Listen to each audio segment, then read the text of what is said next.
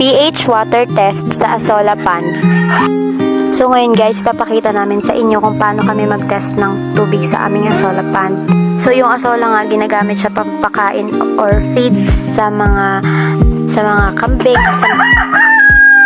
sa mga maingay na manok. So balik tayo sa video guys. So ayan, kung makikita nyo, may iba't iba siyang color. So ang gagawin ko lang dyan is kukuha lang ako ng drop of water at ilalagay ko lang siya dun sa may litmus paper natin. So yun yung pang test natin ng tubig.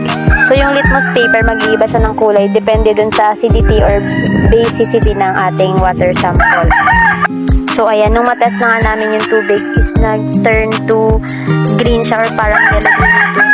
So ibig sabihin nun ay maganda pa rin yung tubig na nandito sa Asola Pond kasi malapit siya sa pH level na number 7, which is yung neutral. So yung best number is pwede siya sa 4.5 to 7, pero nabubuhay rin siya sa 3 between 3 and 10. Kung gusto niyo rin nga palang mag-test ng inyong mga Asola Pond, ilalagay ko lang yung link ng litmus paper sa baba.